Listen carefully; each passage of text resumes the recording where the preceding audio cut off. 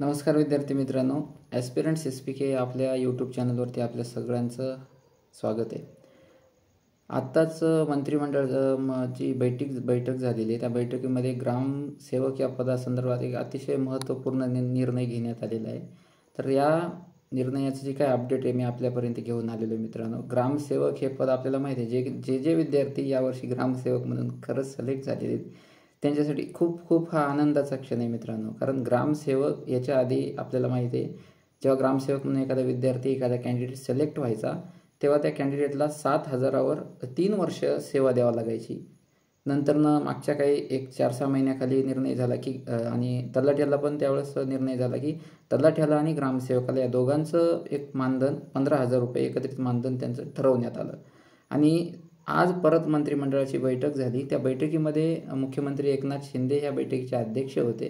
त्या बैठकीमध्ये त्यांनी असा निर्णय घेतला की ग्रामसेवक आणि ग्रामविकास अधिकारी या दोन्ही पदांचं एकत्रीकरण करून त्या पदाला नवीन नाव देण्यात आले आणि ते नाव म्हणजे ग्रामपंचायत अधिकारी.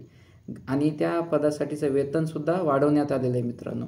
म्हणजे याआधी तलाठ्याला जे वेतन मिळायचं ते वेतन आता ग्रामसेवकाला सुद्धा मिळणार आहे. म्हणून ग्रामसेवक म्हणून निवड झालेल्या विद्यार्थ्यांसाठी खूप आनंदाची गोष्ट आहे मित्रांनो. ही ग्रामसेवक विद्यार्थी जे सिलेक्ट झालेले आहेत त्यांना S8 वेतन मिळेल.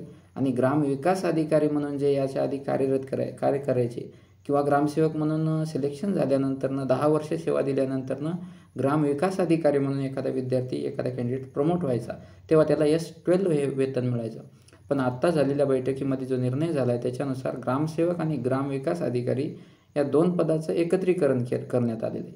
आणि आता जो नवीन कॅन्डिडेट सिलेक्ट होईल त्याला S8 म्हणजे जवळपास 40,000 ते 45,000चं वेतन या नवीन श्रेणीनुसार मिळेल मित्रांनो. आणि याही पुढं आणखीन एक निर्णय असा घेण्यात आलेला आहे की पहा, आता ग्रामसेवक म्हणून एखादा जर विद्यार्थी सिलेक्ट झाला तो डायरेक्ट BDOपर्यंत त्याचं प्रमोशन होऊ शकतं जर कमी वयामध्ये सिलेक्ट झालेला. तो कसं ते आपण पाहू. तर एखादा विद्यार्थी ग्रामसेवक म्हणून सिलेक्ट झाला तो ग्रामविकास अधिकारी म्हणजेच ग्रामपंचायत अधिकारी होईल. 10 वर्षाच्या सेवेनंतरनं त्याला डायरेक्ट विस्तार अधिकारी म्हणून प्रमोट केलं जाईल आणि त्याचं पे स्केल असेल S14 म्हणजे आपलं गट वचं PSI STI SOचं वेतन त्याला विस्तार अधिकारी झाल्यानंतरनं मिळेल.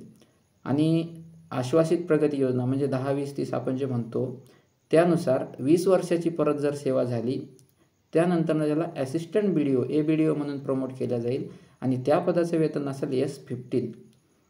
परत 10 वर्ष आणखी जर पूर्ण झाले सेवेमध्ये तर 30 वर्षानंतरच्या सेवेनंतर डायरेक्ट त्या कॅन्डिडेटला BDO म्हणून प्रमोट केलं जाईल.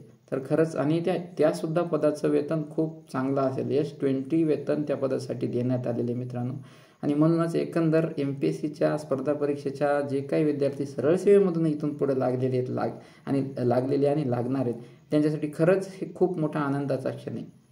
तर अशा सगळ्या विद्यार्थ्यांना मी मनापासून शुभेच्छा देतो.